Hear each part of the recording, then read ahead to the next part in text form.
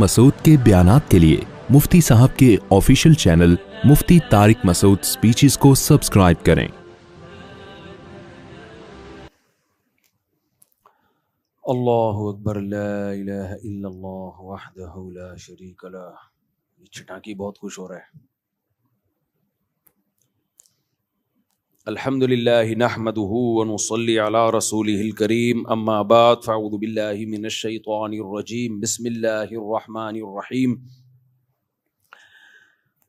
ان الانسان خلق ہلوعا اذا مسہ الشر جزوعا واذا مسہ الخیر منوعا الا المصلین الذین هم علی صلاتهم دائمون والذین فی اموالهم حق معلوم للسائل والمحروم والذین یصدقون بیوم الدین والذین هم من عذاب ربهم مشفقون ان عذاب ربهم غیر مأمون والذین هم لفروجهم حافظون الا على ازواجهم او ما ملكت ايمانهم فانهم غیر ملومین فمن ابتغى وراء ذلك فاولئک هم العادون۔ سورہ معارج کی ان آیتوں پہ کئی مہینوں سے درس چل رہا ہے۔ پچھلے ہفتے جامعۃ الرشید میں بھی اسی آیت پہ میں نے درس دیا، آج یہاں پہ اسی کو کنٹینیو کرتا ہوں۔ اللہ تعالیٰ صحیح طرح سے بات کہنے کی، سننے کی، سمجھنے کی اور عمل کی اللہ توفیق عطا فرمائے۔ قرآن مجید کا جو موضوع ہے وہ ہے اخلاقیات، انسان کو اندر سے ٹھیک کیا جائے۔ میڈیکل سائنس کا جو موضوع ہے وہ ہے انسان کو باہر سے ٹھیک کیا جائے۔ گھٹنوں میں درد ہے، ڈاکٹر ٹھیک کر دے گا۔ دل میں پین ہو رہا ہے، ڈاکٹر ٹھیک کر دے گا۔ لیکن جو اندر کی بیماریاں ہیں، جس کو روحانی بیماریاں کہتے ہیں، آپ کے دل میں حسد ہے، بغض ہے، دنیا کی محبت ہے، تکبر ہے، تو یہ چیزیں ڈاکٹروں کا کام نہیں ہے ٹھیک کرنا، بلکہ یہ ڈاکٹروں میں بھی ہو سکتی ہیں۔ ہو سکتی کیا ہیں؟ ہوتی ہیں۔ یہ سائنسدانوں میں بھی ہوتی ہیں، سیاستدانوں میں بھی ہوتی ہیں۔ خواہشات کی پیروی کرنا، قرآن کہتا ہے افرأیت من اتخذ الہہ ہواہ، کیا آپ نے اس شخص کو دیکھا جو اپنی خواہشات کو خدا بناتا ہے، اس کا جو دل چاہتا ہے وہ کرتا ہے۔ اب اگر آپ ڈاکٹر صاحب کو بتائیں کہ ڈاکٹر صاحب میرے اندر ایک بیماری ہے، میرا جو موڈ ہوتا ہے میرا وہ کرنے کو دل چاہتا ہے، تو ڈاکٹر اس کو بیماری مانے گا؟ کبھی بھی نہیں مانے گا۔ لیکن اللہ کہتے ہیں کہ یہ بہت بڑی بیماری ہے، بلکہ اللہ تعجب کر رہے ہیں، یعنی ظاہری لحاظ سے تعجب، کہ وہ شخص افرأیت، یہ تعجب کا صیغہ ہے، آپ بتائیے کہ اس شخص کی حالت کتنی عجیب ہے جو ہے انسان لیکن پیچھے کس کے چلتا ہے؟ اپنی خواہشات کے۔ وہ کہتا ہے میرا دل یہ چاہتا ہے میں یہ کروں گا، یہ دل چاہتا ہے میں یہ کروں گا، یہ دل چاہتا ہے تو میں یہ کروں گا۔ وَأَضَلَّهُ اللَّهُ عَلَىٰ عِلْمٍ، اور اللہ نے اس کو علم کے باوجود گمراہ کیا ہے۔ علم کے باوجود کا مطلب جو آدمی اپنی خواہشات کے پیچھے چلتا ہے نا، اس کو بہت دفعہ پتا ہوتا ہے کہ جو کام میں کر رہا ہوں یہ غلط ہے، پھر بھی کر رہا ہوتا ہے، وہ جو خواہشات کے غلام ہوتے ہیں۔ تو یہ ایک باطنی بیماری ہے، اس کا دنیا میں کسی کے پاس علاج نہیں ہے۔ آپ کہہ سکتے ہو بھائی علاج ہے، انگریزوں کے پاس جو انہوں نے اتنی ترقی کی ہے، ان کے پاس علاج ہے کہ اگر آپ کا غلط چیزیں کھانے کا دل کر رہا ہے تو وہ روک دیتے ہیں اس کو۔ ان کے موٹیویشنل اسپیکرز جو ہیں وہ آپ کو اس طرح سے گائیڈ کرتے ہیں کہ آپ ایک اچھے انسان بن کے زندگی گزارتے ہیں۔ تو اس کا جواب یہ میرے بھائی ایسا نہیں ہے۔ اگر ان کے پاس ہدایت ہوتی تو وہ شراب نہ پیتے، وہ زنا نہ کرتے، وہ خاندانی نظام کو تباہ و برباد نہ کرتے، وہ خدا کے وجود کا انکار نہ کرتے، وہ ناشکرے نہ ہوتے اپنے بنانے والے کے۔ دنیا میں سب سے پہلا انسان کی جو ذمہ داری ہے نا شکر ادا کرے، وہ کس کا شکر ہے؟ جس نے بنایا۔ انگریز مانتا ہے اللہ کے شکر کو؟ نہیں مانتا۔ تو ان کو تو یہی نہیں پتا کہ اصل کے اندر کی بیماریاں ہیں کیا، اس بیماریوں کا علاج تو اگلی بات ہے۔ دیکھو دو قسم کے مریض ہوتے ہیں، ایک مریض تو وہ ہے جس کو پتا ہے میں بیمار ہوں، اس کو یہ نہیں پتا میری بیماری ٹھیک کہاں سے ہوگی، یہ کم درجے کا مریض ہے۔ ایک مریض وہ ہے جس بیچارے کو پتہ ہی نہیں ہے کہ میں بیمار ہوں، وہ کینسر لے کے گھوم رہا ہے۔ میں اکثر ایک واقعہ سناتا ہوں، ہمارے ایک ریلیٹیو وہ گئے ڈاکٹر کے پاس، کوئی مسئلہ تھا ان کو ہلکا پھلکا سا، ڈاکٹر نے پورا الٹرا ساؤنڈ MRI وغیرہ کرائی تو گردے میں کینسر نکلا. اب گردے کے کینسر کا تو کسی کو وہم بھی نہیں تھا کہ ان کے گردے میں, کبھی کڈنی میں درد بھی نہیں ہوا. ڈاکٹر نے کہا یہ جو آپ مسئلہ بتا رہے ہو بھائی یہ تو چھوٹا مسئلہ ہے, اصل تو کچھ اور ہے. تو ان کا پورا گردہ آپریشن ہو کے نکلا. بہرحال بچ گئے وہ, کیونکہ اگر وہ تھوڑا دیر کر دیتے, اب وہ گردے کا ٹیسٹ کرانے تھوڑی گئے تھے, وہ تو ویسے ہی کسی کام کے سلسلے میں گئے تھے, نکل کے آیا کڈنی کا کینسر. تو بعض دفعہ انسان کو جو بیماری ہوتی ہے اس بیماری کا اس کو علم ہوتا ہی نہیں ہے, تو یہ زیادہ بڑی بیماری ہے. ویڈیو نہیں بنا میرے بھائی, تو یہ زیادہ بڑی بیماری ہے. ایک چھوٹی جی اچھا پھر صحیح ہے. تو یہ چھوٹی بیماری ہے کہ آپ کو اپنی بیماری کا علم ہو, اور یہ بڑی بیماری ہے کہ آپ کو اپنی بیماری کا علم ہے ہی نہیں. تو کافر جو ہے وہ چھوٹا بیمار نہیں ہے, وہ بڑا بیمار ہے. وہ بڑا بیمار ہے, اس کو یہ پتہ ہی نہیں ہے کہ میرے اندر بیماریاں ہیں کیا. ناشکری. قرآن کہتا ہے کافر ان الانسان لربہ کفورا, انسان اپنے رب کا چھوٹا ناشکرا نہیں بہت بڑا ناشکرا ہے. تو آپ ایک بات بتاؤ, شکر گزار اچھا ہوتا ہے, ناشکرا اچھا ہوتا ہے, یا شکر گزار اچھا ہوتا ہے؟ شکر گزار اچھا ہوتا ہے نا. ناشکرا غیر اخلاقی حرکت ہے نا. تو اللہ کہتے ہیں سارے کافر کیا ہیں؟ ناشکرے. اور ہم کہتے ہیں کہ سارے کافر کیا ہیں؟ مسلمانوں سے اچھے. ہم کہہ رہے ہوتے ہیں نا منہ سے, ارے مسلمانوں سے اچھے ہیں, تو اللہ ان کو یہ کیوں کہہ رہا ہے کہ بہت بڑے ناشکرے ہیں؟ یہ وجہ کیا ہے کہ وہ یہ فیصلہ ہی نہیں کر پا رہے ہیں کہ اصل بیماری ہے کیا, غیر اخلاقی کام ہے کیا. انہوں نے خود سے غیر اخلاقی اور اخلاقی کا معیار متعین کر لیا خود سے. زنا کرنے والے کو برا نہیں سمجھتے, وہ ماں باپ کے ساتھ برا سلوک کرنے والے کو برا نہیں سمجھتے, وہ شراب پینے والے کو برا نہیں سمجھتے, وہ اللہ کا انکار کرنا, اللہ کے ساتھ غیروں کو شریک کرنا, اس کو برا نہیں سمجھتے وہ. تو اس لیے اللہ تعالیٰ نے قرآن مجید اس لیے نازل کیا کہ اللہ نے فرمایا فیہ شفاء لما فی الصدور, تمہارے سینوں کے اندر جو بیماریاں چھپی ہوئی ہیں, جو برائیاں چھپی ہوئی ہیں, اس سے شفا صرف اور صرف قرآن سے ملے گی, قرآن کے علاوہ کوئی اور ذریعہ نہیں ہے. تو اب یہ جو میں نے آیت پڑھی ہے نا, اس میں بھی اللہ نے انسان کی اخلاقی بیماری کا تذکرہ کیا کہ ایک بہت بڑا ٹیکنیکل فالٹ انسان میں پایا جاتا ہے. ان الانسان خلق ہلوعا اذا مسہ الشر جزوعا واذا مسہ الخیر منوعا. فرمایا بہت بڑا ٹیکنیکل فالٹ یہ ہے, مینوفیکچرنگ فالٹ ہے انسان کے اندر, کہ جب اسے کوئی مصیبت آتی ہے تو یہ اس مصیبت میں بے صبرا ہو جاتا ہے, حالانکہ یہ نہیں دیکھتا کہ یہ مصیبت دی کس نے ہے, اللہ نے. تو جو خدا مصیبت دے سکتا ہے وہ مصیبت ہٹانے پر قدرت رکھتا ہے کہ نہیں رکھتا؟ کیوں نہیں بھائی قدرت رکھتا وہ تو یہ مایوس ہونا شروع ہو جاتا ہے. تو کافر کے اندر ایک ٹیکنیکل فالٹ کیا ہے؟ مصیبتوں میں کیا ہونا؟ مایوس. دوسروں کو وہ سمجھا رہے ہوں گے مایوسی بری چیز ہے, ان کے ڈاکٹر خود مایوس ہو رہے ہوں گے. میں اس پر ایک چٹکلا مجھے یاد آتا ہے. پہلے ایک ڈاکٹر تھے, بڑے زبردست نفسیاتی ڈاکٹر, وہ خود ڈپریشن میں چلے گئے تھے ایک دفعہ. وہ خود بتا رہے ہیں کہ مجھے خود انہوں نے بتایا کہ میں لوگوں کی ڈپریشن کا علاج کرتا تھا, ایک دفعہ مجھے کوئی ٹینشن ہوئی تو میں ڈپریشن میں چلا گیا, اور کہنے لگا میرا علاج کون کرے گا. تو بھائی ڈاکٹر کے پاس بھی علاج نہیں ہے اس کا. تو مجھے وہ اس پہ ایک چٹکلا یاد آتا ہے. ایک آدمی جو تھا نا, اس کی لاٹری میں 5 کروڑ روپے نکلے. کتنے روپے؟ 5 کروڑ روپے. اب غریب آدمی تھا, اس کو کمپنی جا کے بتا دیتی تمہارا 5 کروڑ روپے نکلا ہے, تو ڈر یہ تھا کہ خوشی سے مر نہ جائے گی. بھائی ایک دم بتا دیں گے تمہارے. اس نے تو چلتے ہوئے کوئی لاٹری ایسی خرید لی کہ یار 5 روپے کی مل رہی ہے, نکل کتنے آئے؟ 5 کروڑ. اس کو اب کمپنی کو ڈر یہ تھا کہ ہم نے اس کو بتایا نا تمہارے 5 کروڑ نکلے ہیں, تو یہ خوشی سے کیا ہو جائے گا؟ مر نہ جائے. تو کمپنی نے ایک ڈاکٹر, ایک نفسیاتی, جو نفسیات کا علم, نفسیاتی ڈاکٹر کہنا نہیں چاہیے, وہ ڈاکٹر ہی نفسیاتی ہے تو پھر وہ کیا علاج کرے گا. ایک ڈاکٹر نے مجھے کہا یار ہم نفسیاتی ڈاکٹر تھوڑی ہیں, ہم تو بالکل نارمل ڈاکٹر ہیں. نفسیاتی تو اسے کہتے ہیں جو خود پاگل ہو چکا ہو نا. نفسیات کا علاج کرنے والے ڈاکٹر, سائیکولوجسٹ, سائیکیٹرسٹ تو میڈیسن وغیرہ کے ذریعے کرتا ہے نا, وہ بھی ٹھیک ہے, چلو ہمیں ابھی کوئی.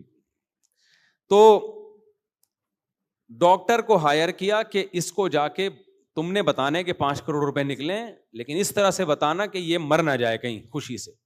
ڈاکٹر نے کہا، کوئی بھی غریب ڈاکٹر تھا، اس نے کہا کوئی مسئلہ نہیں ہے. ڈاکٹر گیا اس کے پاس آرام سے بتانے کے لیے نا، کہتا ہے دیکھو تمہارے نا 5 لاکھ روپے نکلے ہیں، تو میں تمہیں 5 لاکھ روپے دوں گا، لاٹری میں 5 لاکھ روپے نکلیں تو تم کیا کرو گے اس 5 لاکھ کا؟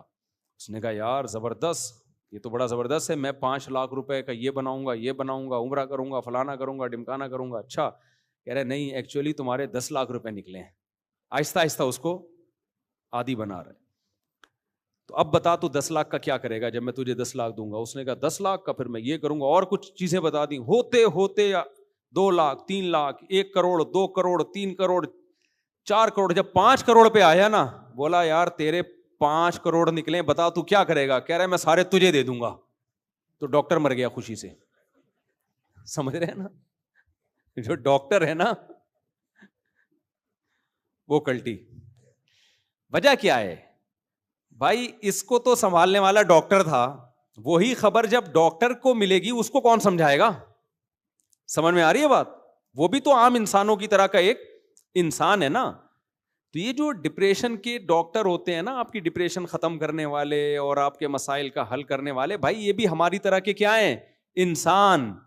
یہ نہیں کر سکتے آپ کی اسٹریس. تھوڑی بہت میڈیسن اور تھوڑی بہت چیزیں ہوتی ہیں ان کے پاس، اس سے زیادہ کچھ بھی نہیں ہے.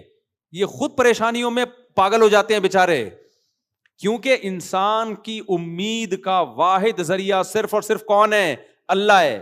اللہ نے قرآن مجید میں ہمارے سامنے ایسے واقعات پیغمبروں کے سنائے جن کو جو ٹینشنیں پہنچی تھیں، جو پریشانیاں پہنچی تھیں، ہم ان کا تصور بھی نہیں کر سکتے. ایسی ایسی پریشانیاں پہنچی ہیں، مگر ان پریشانیوں میں انہوں نے صبر کیسے کیا؟ کیا وہ ڈاکٹر کے پاس گئے تھے؟ بولو بھائی کیا ہو گیا؟ دیکھو ابراہیم علیہ السلام کو کتنی بڑی پریشانی، ان کو قوم نے اٹھا کے آگ میں ڈال دیا، پوری قوم ان کی دشمن ہو گئی تنہا. ابھی یہ امریکہ سے آئے ہیں، 2 شادیاں کی انہوں نے. میں ان کے علاقے میں بھی گیا ہوں، سان فرانسسکو. آپ کے گاؤں کے لوگ بھی سن رہے ہوں گے یہ بیان. ان کا علاقہ ہے لاس اینجلس سے نا، بالکل ویسٹ امریکہ. تو میں نے جب یہاں بیان کیا تو میں نے ان لوگوں نے سوال پوچھا کہ 2 شادیاں کرنی چاہیے. میں نے کہا بھائی وہ امریکہ میں کیوں بولوں کہ 2 شادیاں کرنی چاہیے؟ وہاں اللیگل ہے تو مجھے پکڑیں گے، تو کرنے اپنی ذمہ داری پہ کرو. تو ان کے گاؤں کے لوگ بڑے خوش ہو گئے کہ دیکھو مفتی صاحب کہہ کے گئے یہ نہیں کرنی چاہیے. حالانکہ میں نے یہ نہیں کہا تھا کہ نہیں کرنی چاہیے، یہ مجھے بتا رہے ہیں وہاں یہ پھیلا ہوا ہے کہ مفتی صاحب نے بولا یہاں نہیں کرنی چاہیے. خواتین بہت خوش ہے، حالانکہ میں نے یہ نہیں بولا. میرا مقصد ہے کرنا ہے تو مجھے کیوں پھنسوا رہے ہو بھائی تم؟ تو اب یہ جب انہوں نے دوسری کی، انہوں نے مجھے ابھی عصر کے بعد یہ ملنے آئے تھے، انہوں نے پورا واقعہ سنایا. بالکل اکیلا ہو گیا میں، بالکل ڈپریشن میں چلا گیا میں، بالکل تنہا ہو گیا، خاندان میں کوئی ساتھ دینے والا نہیں. یہاں تک کہ جن دوستوں نے کہا تھا تو ہمت تو کر ہم ہیں تیرے پیچھے، وہ بھی بھاگ گئے. تو میں نے ان سے کہا میرے ساتھ بھی ایسا ہی ہوا تھا، جنہوں نے دوسری شادی میں اٹینڈ ہونے کے وعدے کیے ہوئے تھے نا مجھ سے، وہ بھی عین موقع پہ بھاگ گئے. انسان تنہا ہو جاتا ہے. تو اب یہ نہیں کہ پوری دنیا ان سے کٹ گئی ہے، چند لوگ خاندان کے کٹ گئے تو کتنی اسٹریس اور ڈپریشن اس بندے نے محسوس کی ہوگی. سوچو ابراہیم علیہ السلام سے تو پوری دنیا کٹ گئی تھی، ایک شخص بھی ان کا ساتھ دینے والا نہیں ہے. بعد میں جا کے لوط علیہ الصلوۃ والسلام جو ان کے بھانجے، وہ ایمان لے کر آئے. بھانجا تو چھوٹا ہوتا ہے نا بہت. تو اور پھر ابراہیم علیہ السلام اپنے والد کو کیسے سمجھا رہے ہیں، یا ابتی لم تعبدوا، اے میرے پیارے ابا آپ ان بتوں کی عبادت کیوں کر رہے ہو؟ یہ آپ کو نفع نہیں دے سکتے، آپ کو نقصان نہیں دے سکتے. پیار سے سمجھا رہے ہیں، اور آگے رپلائی کیا آ رہا ہے کہ لئن لم تنتہی لارجمنک، اے ابراہیم تو دعوت سے باز نہیں آیا، پتھروں سے مار کے ہلاک کروں گا میں تجھے، معاذ اللہ. اتنا سخت رپلائی جب باپ کی طرف سے بیٹے کو گیا ہے، کس قدر اسٹریس ہوئی ہوگی کہ نہیں ہوئی ہوگی. لیکن کہیں بھی نہیں ہے ابراہیم علیہ السلام نے کوئی محلے کا ڈاکٹر تلاش کیا ہو کہ بھائی دیکھیں یار یہ اتنی ٹینشنوں میں آیا ہوا ہوں، کسی اچھے ڈاکٹر سے رابطہ کرنا ہے. اس زمانے میں بھی حکیم ڈاکٹر تو ہمیشہ سے ہی ہیں. کس قدر الگ ہو گئے اپنی قوم سے، بالکل ہجرت کی کہ بھائی چھوڑ کے جا رہا ہوں اس کو اکیلے. اللہ نے مدد کی، حضرت ہاجرہ آپ کو ملی، حضرت سارہ آپ کو ملی، آپ کی 2 ازواج. پھر دوسری اس سے بڑی ٹینشن، آپ نے حکم دیا اپنی بیوی ہاجرہ کو کہاں چھوڑ کے آؤ؟ مکہ میں. کتنا دور ہے وہ علاقہ بھائی، ریگستان کا سفر ہو، اونٹوں کا سفر ہو، ارض شام سے چل کے آپ جب جہاز میں سفر کرتے ہو آپ کو نظر آتا ہے نیچے ریگستان. سڑکیں وڑکیں تھوڑی تھیں، ریگستان میں سفر کرنا ہے اپنی محبوب زوجہ کو لے کے. کہاں؟ ایسی جگہ جہاں مکہ میں ایک انسان بھی نہیں، کوئی بشر بھی نہیں، وہاں پہنچا کے واپس آ جانا ہے. کس قدر اسٹریس اور ٹینشن کا کام ہے یا نہیں ہے؟ جا رہے ہیں اپنی زوجہ کو دودھ پیتے بچے کے ساتھ چھوڑ کے واپس آ رہے ہیں. زوجہ بھی پریشان، بھائی یہ کیوں؟ زوجہ نے بھی وہاں ٹائم گزارا، کوئی ڈاکٹر تلاش نہیں کیا، نہ ابراہیم علیہ السلام نے. وجہ کیا ہے بھائی؟ وہ یقین ہے کہ یہ ٹینشن دینے والا کون ہے. بولتے کیوں نہیں بھائی؟ جب کام اتفاقی ہوتا ہے نا ٹینشن ہوتی ہے، جب پتہ ہے ایک پلان کے تحت ہو رہا ہے ٹینشن نہیں ہوتی. اس کی میں ایک مثال دیتا ہوں. یہ جو کافر لوگ ہیں نا، یہ سمجھتے ہیں دنیا میں جو بھی حادثات ہو رہے ہیں، پریشانی آ رہی ہیں، وہ بائی چانس ہے. وہ کیا ہے؟ بائی چانس ایسا ہو گیا، بائی چانس وہ مر گیا، بائی چانس یہ ہو گیا. تو آدمی کہتا ہے یہ چانس میرے ساتھ ہی ایسا پتہ نہیں کیوں ہو رہا ہے. ٹھیک ہے نا؟ اس کی مثال دیکھو. آپ کہیں جا رہے تھے، آپ جب زمین پہ بیٹھے اتفاق سے نیچے کانٹا تھا، دھاڑ کر کے چبھ گیا. آپ کی چیخ نکلے گی نا، غصہ بھی آئے گا، یار یہ کیا مصیبت ہے، یار یہ کون سوئی بھول گیا تھا یہاں پہ. لیکن ایک پلان کے تحت جب سوئی چبھوئی جاتی ہے، ڈاکٹر جب چبھوتا ہے تو ویسی چیخ بولو نہیں نکلتی. بلکہ انسان اپنی چیخ پہ کیا کرتا ہے؟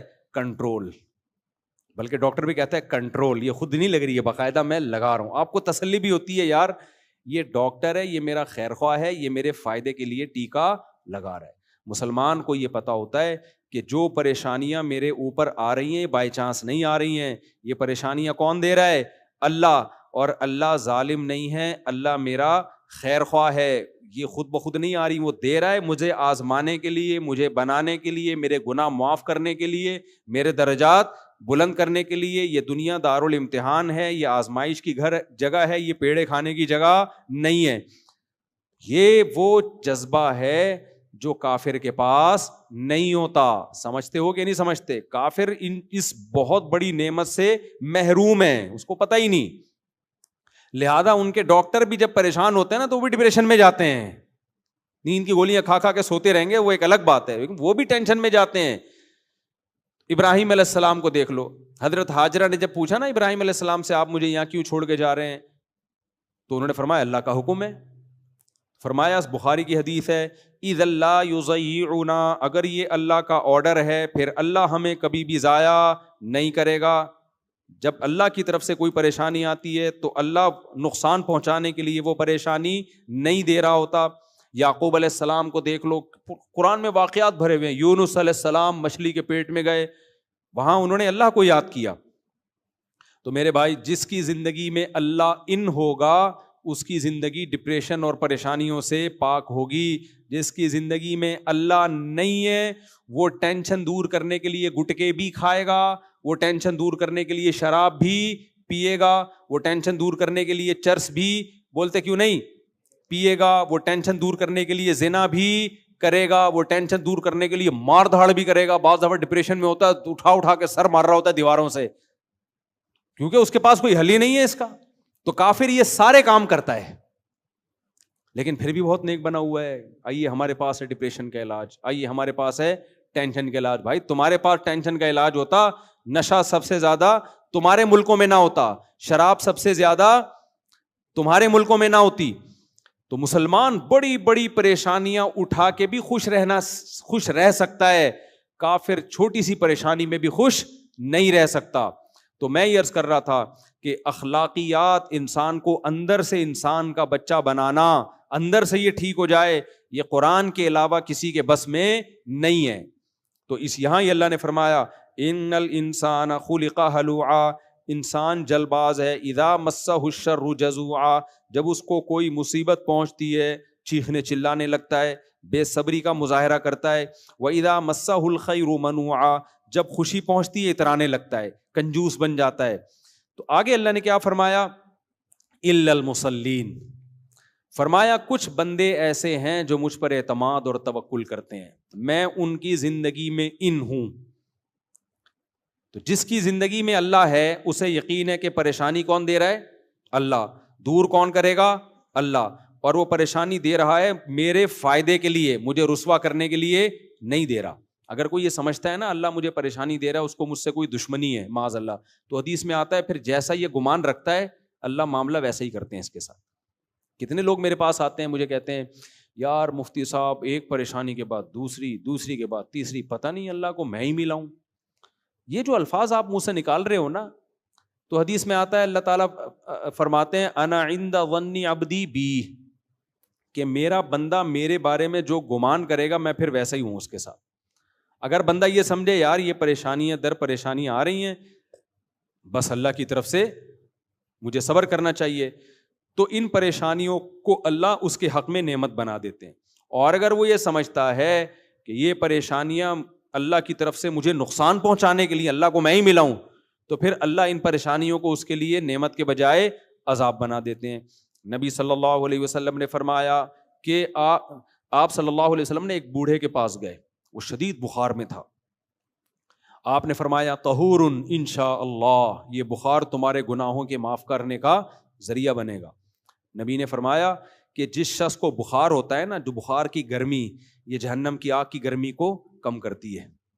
جو جہنم کی آگ کا حصہ ہے نا, جو اس کو آخرت میں ملنا تھا, اللہ بخار کی شکل میں دنیا میں دیتے ہیں اس کو, اور یہ بہت تھوڑے میں بہت بڑا عذاب اس سے ہٹا دیتے ہیں. بھائی دنیا میں بہت تھوڑے میں وہاں کی بہت بڑی تکلیف اللہ دور کرتے ہیں. یہاں بہت تھوڑا ہوگا وہاں بہت زیادہ ہوگا, اللہ کہتے ہیں وہاں کے بجائے یہاں تھوڑا دے دو تاکہ وہاں کے زیادہ سے بچ جائے. تو بوڑھا بخار میں تھا, آپ صلی اللہ علیہ وسلم نے فرمایا کہ اللہ کی طرف سے یہ معافی کا ذریعہ ہے. وہ بخار میں اس کو غصہ, اس نے کہا یہ مغفرت نہیں ہے, یہ بوڑھے پہ عذاب مسلط ہوا ہے. اس طرح کے الفاظ انہوں نے کہا, نہیں بوڑھے پہ کیا ہے, یہ ایک عذاب ہے. تو آپ نے فرمایا ابھی عذاب ہی ہے. تمہاری اگر نیت یہ ہے کہ اللہ عذاب دے رہا ہے تو پھر اب یہ کیا ہے, اب یہ اللہ کی طرف سے عذاب. تو اللہ نے فرمایا کہ جن لوگوں کی زندگی میں اللہ ہے تو وہ جلد باز نہیں ہوتے, مصیبتوں میں صبر کرتے ہیں, خوشیوں میں اللہ کا شکر کرتے ہیں. لیکن جن کی زندگیوں میں اللہ ہے ان کی علامتیں کیا ہیں, آگے اللہ نے وہ علامتیں بتائی ہیں, کیونکہ ہر آدمی کہتا ہے میں اللہ کو مانتا ہوں, کہتا ہے کہ نہیں کہتا, تو اللہ نے علامتیں بتائیں. فرمایا کہ یہ زبانی دعویٰ قبول نہیں ہے کہ تم کہو میں اللہ پہ ایمان رکھتا ہوں. جن کی زندگی میں اللہ ہے, جو اللہ پہ اعتماد کرتے ہیں, وہ سمجھتے ہیں مصیبت دینے والا بھی اللہ, خوشیاں دینے والا بھی اللہ, تو اللہ نے فرمایا کہ ان کی علامت یہ ہے الا المصلین, کہ وہ نمازیں پابندی سے قائم کرتے ہیں. جو آدمی 5 وقت پابندی سے نماز نہیں پڑھتا اور کہتا ہے میں اللہ پہ ایمان رکھتا ہوں, یہ خالی پیلی کا دعویٰ ہے, اندر سے کھوکھلا دعویٰ ہے. اس دعوے کی اللہ کی نظر میں کوئی حقیقت بولو نہیں ہے. الا المصلین, اللہ کہتے ہیں نماز پڑھے سب سے پہلے. جب اللہ کو مانتا ہے, مجھے بتاؤ تھانے سے ایس ایچ او صاحب کا میسج آ جا بھائی تیرا بلاوا آیا ہے, اگر آپ کو پتہ ہی نہ ہو کہ تھانے سے بلایا, ویسے ہی کوئی بندہ چلتے ہوئے کہہ رہا ہے یار تجھے صاحب بلا رہے ہیں, آپ بولے گا جا بھائی تیرے نوکر ہیں ہم جو صاحب بلا رہے ہیں. لیکن پتہ چل جائے وہ تصویر دکھائی ہے ایس ایچ او صاحب ہے, انہوں نے بلایا ہے, جاؤ گے کہ نہیں جاؤ گے؟ بولتے کیوں نہیں بھائی, ویسے تو نہیں لگ رہا, لیکن جب بلائے گا نا کوئی تو بغیر پوچھے جاؤ گے. ایک دفعہ ایک تھانے سے فون آیا ایس ایچ او صاحب کا, انہوں نے بولا آپ ذرا ملاقات کرنا چاہتا ہوں, بہت پرانی بات ہے. میں نے کہا ٹھیک ہے حضرت بتا دیں کب آ جاؤں. کہہ رہے ہیں یار وہ بس ملنا ہے آپ سے, آپ آ جائیں. میں نے کہا آپ آنا پڑے گا ورنہ آپ موبائل بھیج دو گے, اٹھا کے لے جاؤ گے, کیا خیال ہے؟ تمیز سے آ جاتے ہیں, اچھا ہے. خیر وہ ایسا کوئی مسئلہ تھا نہیں. تو مولانا تھانوی رحمہ اللہ تعالیٰ کے پاس جب کوئی انگریز کی حکومت کی طرف سے کوئی نوٹس آتا نا کہ کورٹ میں آ جائیں تو وہ چلے جاتے. کسی نے کہا کافروں کی حکومت ہے, آپ ایک نوٹس پہ عدالت پہنچ جاتے. انہوں نے کہا حکومت تو ہے نا, چاہے کافروں کی ہو مسلمانوں کی, تمیز سے نہیں گئے تو کیا کریں گے, اٹھا کے لے جائیں گے, تو بہتر نہیں عزت کے ساتھ چلے جاؤ. تو کو فنٹر گیری اچھی نہیں ہوتی, اپنی حیثیت دیکھنی چاہیے انسان کو. بعض لوگ فنٹر بنتے ہیں پھر بعد میں اس سے بھی زیادہ ان کو رسوا ہونا پڑتا ہے. اب دیکھو جب کسی بڑے کی طرف سے دعوت آئے, ڈی ایس پی نے بلایا, ایس ایس پی نے بلایا, فلاں کرنل نے بلایا, فلانے نے بلایا, بادشاہ نے بلایا, وزیر اعظم نے بلایا, سعودی عرب میں بادشاہ سلامت نے کسی کو بلایا کہ فلاں کو میرے پاس لے کر آؤ. اگر آپ کو یقین نہیں ہے نا کہ فلاں نے بلایا ہے تو آپ انکار کر دو گے, آپ بولو گے مذاق کر رہا ہے. آپ کیا بولو گے, ابے مذاق کر رہا ہے, مجھے کیوں بلائے گا بادشاہ, مجھے کیوں بلائے گا, شہزادہ مجھے کیوں بلائے گا ایس ایس پی. لیکن اگر آپ کو یقین ہے نا کہ اس نے بلایا ہے تو آپ اس کی دعوت کو ٹھکرا سکتے ہو کیا؟ بولو. ٹھکراؤ گے بشرطے کے محلے سے بھاگنے کا پروگرام ہو, اگلی فلائٹ سے ملک چھوڑنے کا پروگرام ہو, کبھی بھی نہیں ٹھکراؤ گے. تو اللہ کہتے ہیں جو مجھے مانتا ہے نا, جب میری طرف سے ندا لگتی ہے حی علی الصلاح, آؤ کس کی طرف؟ نماز کی طرف. اور اس کو یقین ہے کہ یہ صدا کون لگا رہا ہے؟ مؤذن اللہ کے حکم پہ. کافر کہتا ہے اللہ کی طرف سے صدا یہ ہے ہی نہیں, یہ مسلمانوں کا اپنا کلچر ہے اذان. ہم کیا کہتے ہیں یہ صدا کس کی طرف سے ہے؟ بولتے کیوں نہیں بھائی, یہ اللہ کی طرف سے ہے بھائی. مؤذن تو ایک اپنی ڈیوٹی پوری کر رہا ہے. نبی صلی اللہ علیہ وسلم نے جب حضرت بلال کو اذان سکھائی ہے نا, تو یہ اذان نبی کو کس نے سکھائی ہے؟ اللہ نے. حضرت عمر کو بھی خواب آیا, زید ابن ارقم کو بھی خواب آیا. جب مسلمانوں نے طے کیا نا بھائی ہم 5 وقت, اللہ نے نماز فرض کی 5 ٹائم, تو مسلمان آ جاتے تھے 5 ٹائم پہ. تو صحابہ کے درمیان مشورہ ہوا, نبی صلی اللہ علیہ وسلم نے مشورہ کیا ہم لوگوں کو بتائیں کیسے کہ جماعت کا ٹائم ہو رہا ہے. پہلے گھڑیاں تو تھی نہیں بھائی, کوئی ایسا طریقہ ہونا چاہیے ہم لوگوں کو بتائیں تاکہ لوگ اس ٹائم پہ آ جائیں. تو اعلان کیا ہو؟ تو کسی نے کہا بھائی عیسائی لوگ جیسے وہ بجاتے ہیں, کوئی سائرن بجاتے ہیں, گھنٹی بجاتے ہیں, کچھ ہندوؤں کے مندروں میں گھنٹیاں بجتی ہیں, تو ہم بھی ایسا کریں گے. اللہ کو یہ بات پسند نہیں تھی. اللہ اس امت مسلمہ کو ایک اعزاز دینا چاہتے تھے. کتنا بڑا اعزاز کہ اس امت مسلمہ کے ذریعے فضاؤں میں گھنٹیاں نہ گونجیں, اللہ اکبر کی تکبیریں گونجیں. پوری دنیا میں کہیں نہ کہیں ہر وقت اللہ اکبر کا نعرہ بھی لگ رہا ہے, اشہد اللہ الہ الا اللہ کا نعرہ بھی لگ رہا ہے, اشہد ان محمد رسول اللہ صلی اللہ علیہ وسلم کا نعرہ بھی. پیغمبر کی رسالت کی صدائیں بھی پوری دنیا میں ہر وقت گونج رہی ہیں, فجر میں بھی, ظہر میں بھی, عصر میں بھی, مغرب میں بھی, عشاء میں بھی. اللہ کی کبریائی, اللہ کی توحید بھی. اللہ یہ چاہتے تھے اس امت مسلمہ کو اعزاز دینا. تو اللہ نے حضرت عمر کو بھی خواب دکھایا, حضرت زید ابن ارقم کو بھی. یہ دونوں نبی کی خدمت میں گئے, بتایا, آپ نے فرمایا, حدیث کا مفہوم بیان کر رہا ہوں, یہ کس کی طرف سے ہے؟ اللہ کی طرف سے. اللہ ہمیں بتا رہا ہے کہ نماز کے لیے جب تم نے لوگوں کو بلانا ہے, گھنٹیاں نہیں بجانی اور نہ سائرن بجانے ہیں, تم نے کیا کرنا ہے؟ صدائیں بلند کرنی ہے, اللہ اکبر اللہ اکبر. اتنی سی نماز ہے, اس کی دعوت کتنی بڑی ہے آپ دیکھو. دیکھو مجھے ایک بات بتاؤ, جب بھی دنیا میں کوئی کام ہوتا ہے نا, ایک دفعہ اگر ہو تو اس کے اعلان کی ضرورت ہوتی ہے. جو کام 5 ٹائم بار بار ہونا ہے تو ہر بار اعلان کی ضرورت ہوتی ہے. یار آپ اسکول کو دیکھ لو نا, یا آپ آفس میں جب جاتے ہو تو آفس میں آپ کو بتا دیا جاتا ہے روزانہ 9 بجے آپ نے آنا ہے. گورنمنٹ کا آفس ہے تو اس میں بتا دیا جائے گا رات شام 2:30 بجے آپ نے یہاں صبح پہنچنا ہے. گورنمنٹ میں صبح 2:30 بجے بجتے ہیں گورنمنٹ کے اداروں میں. تو آپ نے صبح کتنے بجے پہنچنا ہے؟ یہاں پہ 9 بجے پہنچنا ہے. ایک دفعہ بتا دیں گے نا بھائی اب خود آ جایا کرو, یہ نہیں کہ ہم بھونپو لے کے تمہارے گھر میں پہنچا کریں گے 9 بجے گئے آ جا بھائی. بار بار ضرورت ہوتی ہے بتانے کی نا. تو اللہ میاں نے بھی بتا دیا بھائی فجر کا یہ ٹائم ہے, ظہر کا سورج ڈھل جائے گا تو ٹائم ہے, عصر جب ہر چیز کا سایہ 1 مثل اور یا 2 مثل جو علماء کا اختلاف ہے, اور پھر مغرب غروب آفتاب کے بعد عشاء جب شفق غائب ہو جائے تو بس کافی تھا. ہر بار اعلان کیا جا رہا ہے اللہ کی طرف سے, اللہ اکبر اللہ اکبر. دنیا بڑی نہیں ہے, بڑا کون ہے؟ اللہ سب سے بڑا ہے. کیونکہ جب اذان ہوتی ہے تو ہمیں دنیا اپنی طرف کھینچتی ہے. ڈرامہ, فلم, کاروبار, ملازمت, جاب, کسٹمر, یہ سب چیزیں کیا کر رہی ہوتی ہیں؟ بولو, کھینچ رہی ہوتی ہیں. مؤذن کو کہہ دیا اللہ نے کہ ان کو بتا دو یہ چیزیں بڑی نہیں ہیں, بڑا کون ہے؟ اللہ.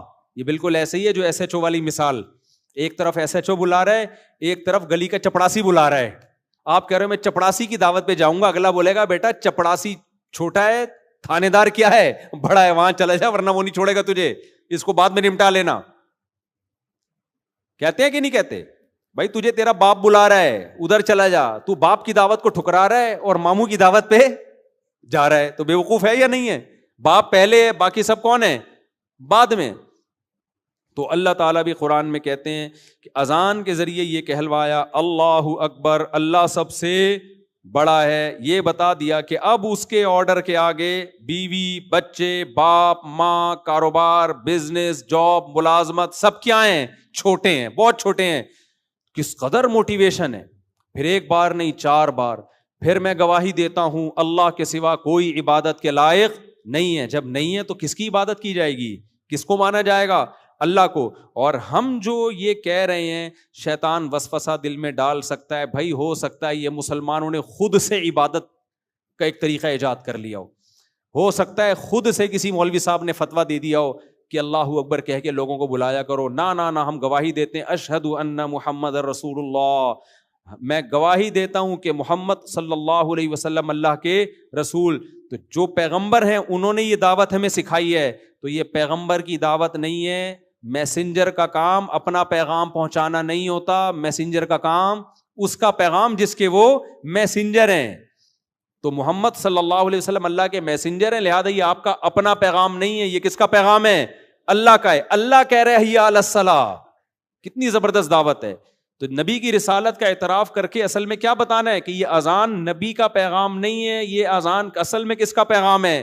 اللہ کا پیغام ہے. لہذا آگے جب حی علی الصلاۃ کی دعوت ہوگی، آؤ نماز کی طرف، تو یہ مؤذن کی یا پیغمبر کی دعوت نہیں ہے. ان کی بھی ہے لیکن اصل کس کی ہے؟ وہ تو نقل کرنے والے ہیں. اصل یہ اللہ کہہ رہے حی علی الصلاۃ. ہم کیوں نہیں آتے نماز کے لیے؟ اس لیے کہ ہم سمجھتے ہیں یہ مؤذن صاحب کہہ رہے ہیں. جب اذان ہو رہی ہے تم کہتے ہیں مؤذن کہہ رہے اللہ اکبر اللہ اکبر، مؤذن اذان دے رہا ہے. حی علی الصلاۃ کہہ رہا ہے مؤذن، کہتے ہیں یار مؤذن صاحب کو چونکہ تنخواہ ملتی ہے لہذا اس نے تو ٹائم پہ کیا کہنا ہے؟ حی علی الصلاۃ ہی کہنا ہے. 2 دفعہ حی علی الصلاۃ کہنا ہے، 1 دفعہ بھی کہے گا تو تنخواہ کیا ہو جائے گی؟ ابے کوئی حی علی الصلاۃ 1 دفعہ کہہ کے نکل لے پتلی گلی سے، اس کو مؤذن کو پوری تنخواہ ملے گی؟ مجھے لگ رہا ہے آپ لوگ کے سمجھ میں آ نہیں رہا بیان. مؤذن 1 دفعہ بھی ایک لفظ بھی چھوڑ دے تنخواہ پوری ملے گی؟ اس کو نہیں ملے گی. لوگ پکڑ کے ماریں گے اذان تو پوری دے. تو ہم یہ سمجھ رہے ہوتے ہیں یہ حی علی الصلاۃ، آؤ نماز کی طرف، یہ اعلان مؤذن کر رہا ہے. میرے بھائی یہ ہماری غلط فہمی ہے، مؤذن نہیں کر رہا. یہ کون کر رہا ہے اعلان؟ یہ اللہ کہہ رہے حی علی الصلاۃ، حی علی الفلاح. ہاں مؤذن کا مقام بلند ہے اس لیے کہ وہ اللہ نے جو اس کے ذمے ڈیوٹی لگائی وہ اس ڈیوٹی کو پوری کر رہا ہے. اس لیے جب بھی کہیں جنگلوں میں نماز پڑھا کرو نا تو خود اذان دینے کی کوشش کیا کرو. نبی صلی اللہ علیہ وسلم نے فرمایا کہ سب سے اونچی گردن قیامت کے دن مؤذن کی ہوگی. یہ کنایہ ہے عزت سے، کیونکہ وہ 5 ٹائم اللہ کا اعلان فضاؤں میں بلند کرتا ہے. ہمارے حضرت کے ایک شاگرد تھے، شاگرد تو نہیں مرید تھے، وہ PIA میں بہت بڑے آفیسر تھے، بہت بڑے آفیسر، سینئر ترین آفیسر تھے وہ. لیکن جب وہ دارالفتہ آتے نا ہمارے حضرت کے یہاں تو اذان وہ خود دیا کرتے تھے.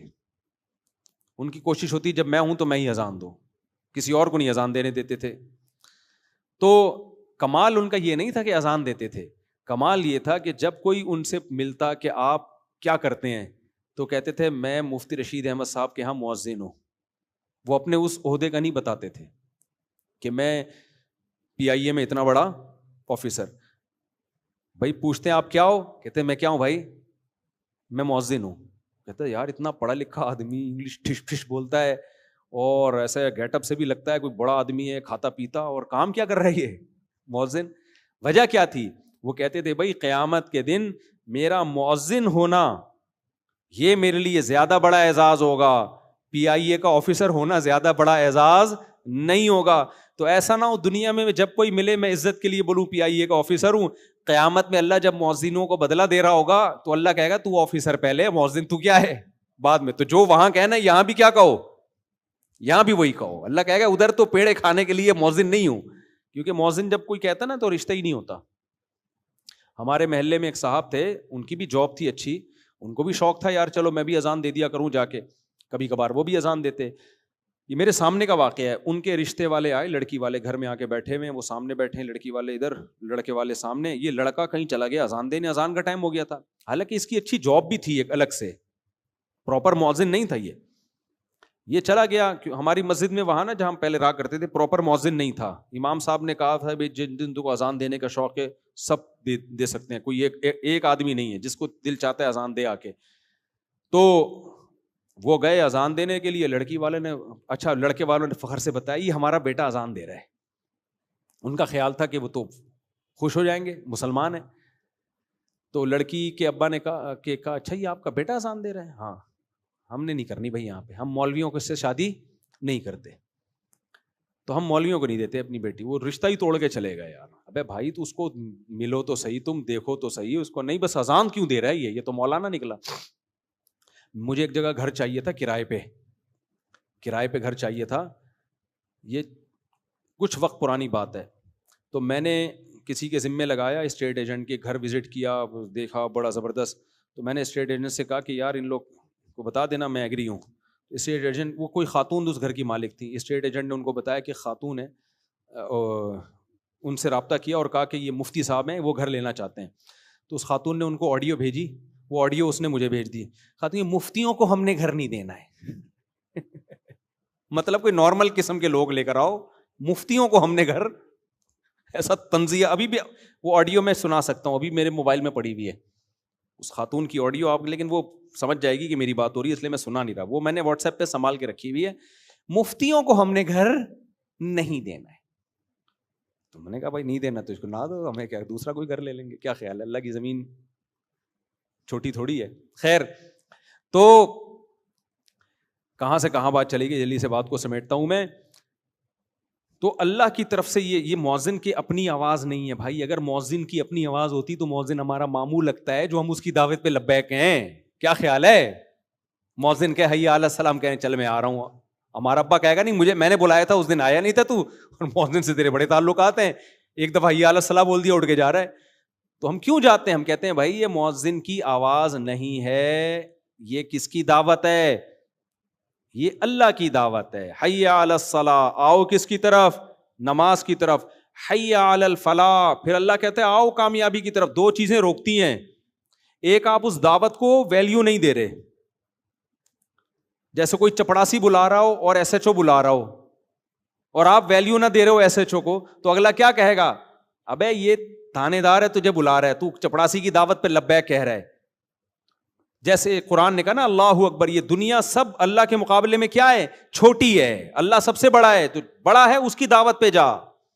دوسری چیز جو انسان کو روکتی ہے اس دعوت سے، وہ لالچ. بعض دفعہ چپڑاسی کی دعوت پہ چلا جاتا ہے، ایس ایچ او کی دعوت پہ نہیں جاتا. اسے پتا ہے چپڑاسی کی دعوت میں 1 کروڑ روپے ملیں گے، ایس ایچ او صاحب پتہ نہیں چائے پلائیں گے، کیا پلائیں گے، کیا ہوگا، کل چلا جاؤں گا، پرسوں چلا جاؤں گا. بعض دفعہ یہ بھی ہوتا ہے.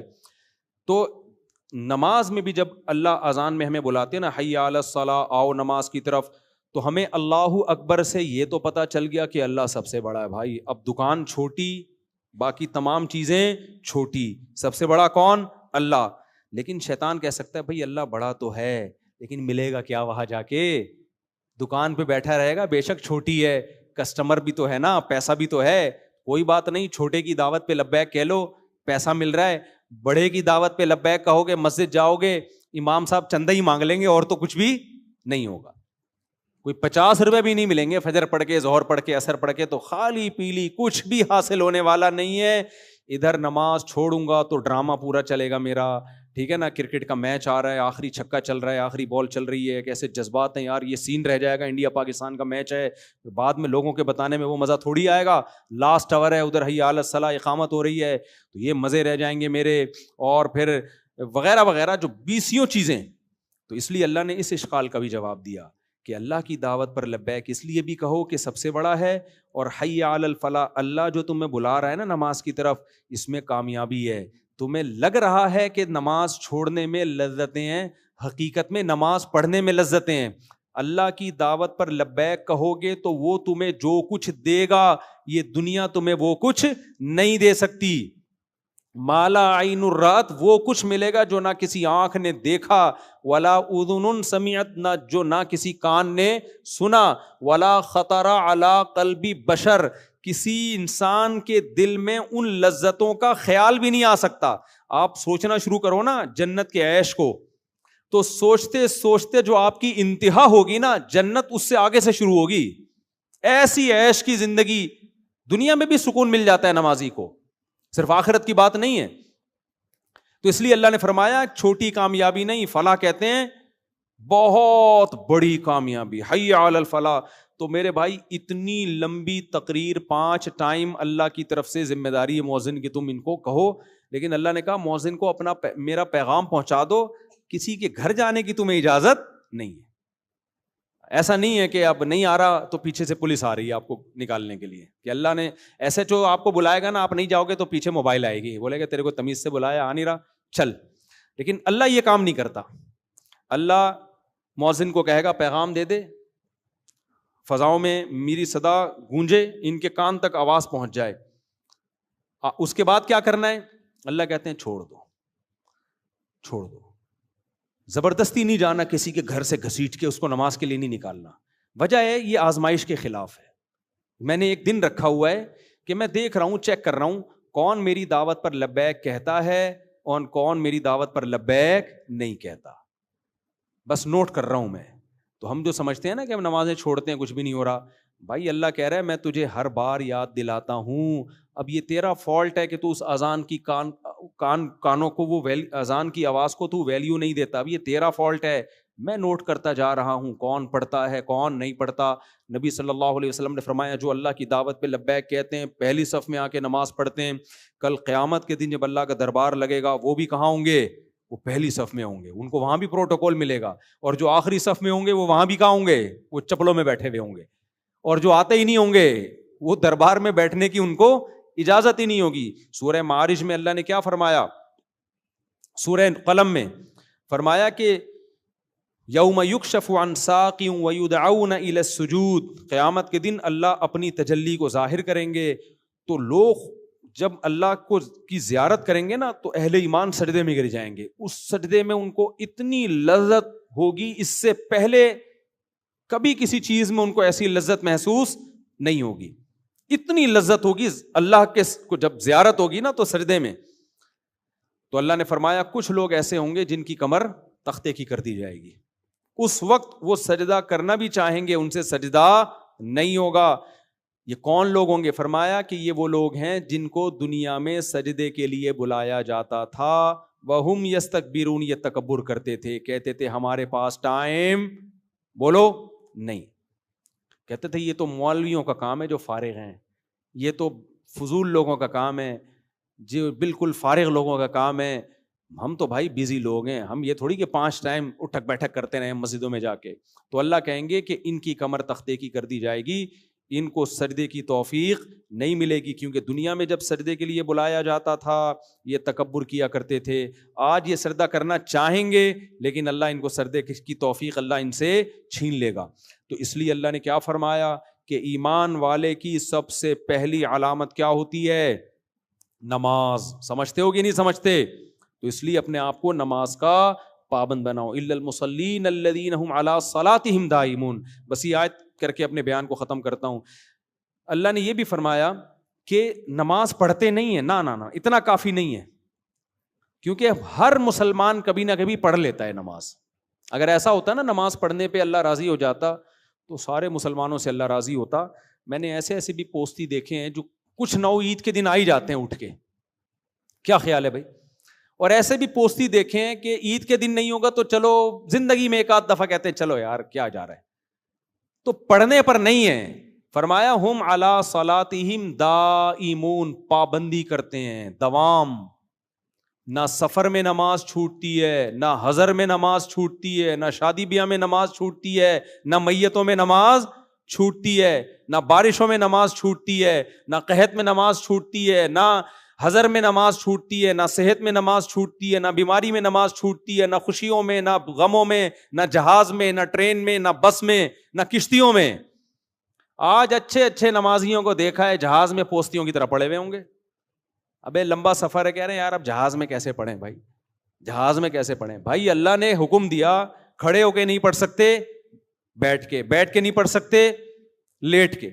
اگر نماز قضا کرنے کی اسلام میں کوئی گنجائش ہوتی تو میدان جنگ میں گھوڑے کی پشت پہ جب گھمسان کی جنگ ہو رہی ہوتی اس وقت اللہ کہتا کیا کرو, چھوڑ دو.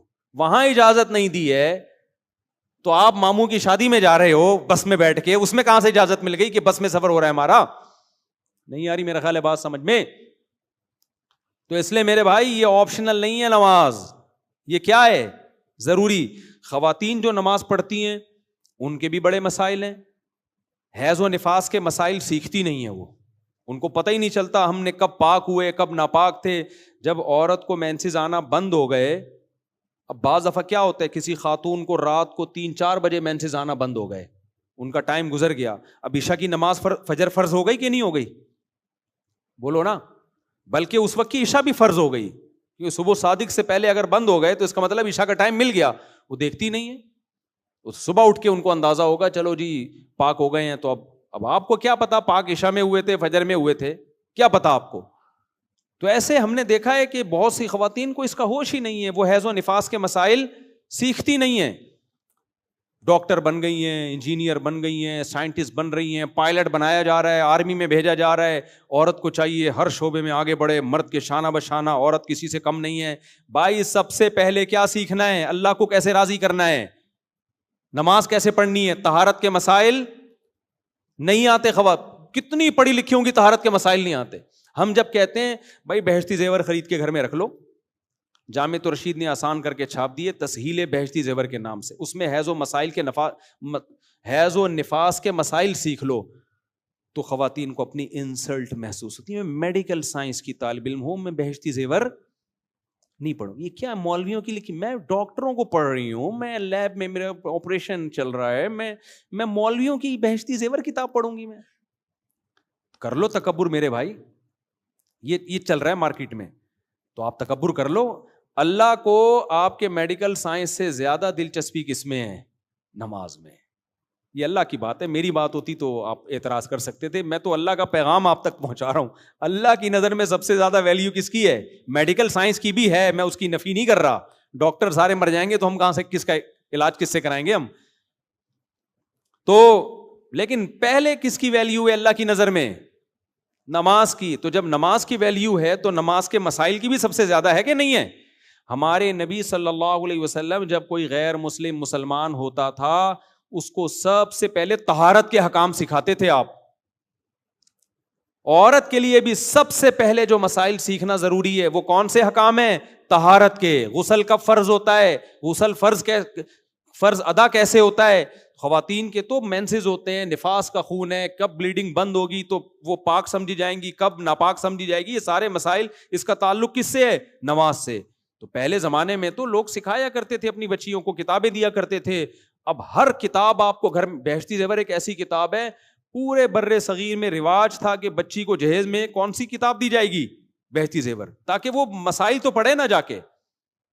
اب وہ کتاب بھی کیا ہو گئی ہے, مارکیٹ سے شارٹ, بس علماء کے گھروں میں رہ گئی ہے. تو پتہ ہی نہیں ہوتا, موٹے موٹے حیض و نفاس کے مسائل پتہ نہیں ہوتے. تو طہارت کے احکام سیکھنا, ان احکام پہ عمل کرنا, اور والذین هم علی صلواتہم دائمون. اللہ کہتے ہیں نمازوں کو پڑھنا نہیں بلکہ پابندی کرنا.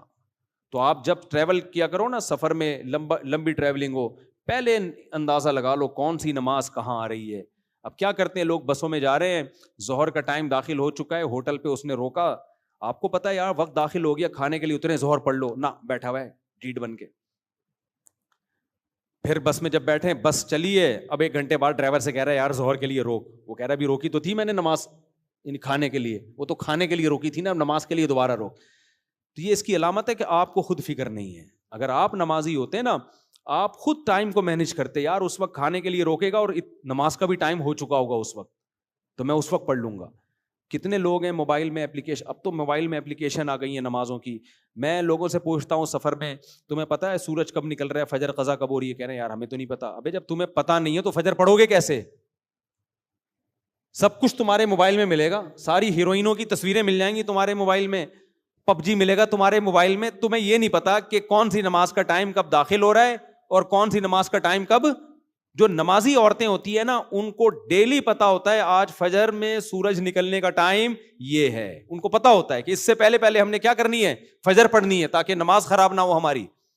جو بے نمازی ہوتے ہیں اتفاق سے پڑھ رہے ہوتے ہیں, ان کو کچھ پتا نہیں ہوتا فجر کب ہے, ظہر کب ہے, عصر کب ہے. سفر میں تو ان کو ویسے ہی نہیں پتا ہوتا.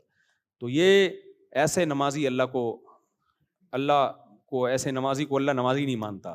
اس کا مطلب یہ نہیں کہ وہ بھی چھوڑ دو آپ, جو کبھی کبھار سال میں 1 دفعہ آ رہے ہو. مطلب یہ کہ وہ تو پڑھتے رہو, اس کو ایڈ کرو, پراپر پابندی سے پڑھو نماز. تو اللہ تعالیٰ نے میں خلاصہ بس 2 جملے میں بیان کر کے بیان ختم کرتا ہوں. اللہ تعالیٰ نے کیا فرمایا کہ اخلاقی برائیوں سے پاک کون ہوگا, ڈپریشن سے پاک کس کی زندگی ہوگی, جس کی زندگی میں اللہ ان ہو. اور صرف ظاہری طور پہ نہیں, اس کی کچھ علامتیں, ان میں پہلی علامت کیا ہے, نماز پر پابندی. اور آگے بھی اللہ نے کچھ علامتیں ذکر کی ہیں جو انشاءاللہ ہم اگلے بیان میں اس کا تذکرہ کروں گا. اللہ تعالیٰ سمجھنے کی, عمل کرنے کی توفیق عطا فرمائے. وما علینا الا البلاغ.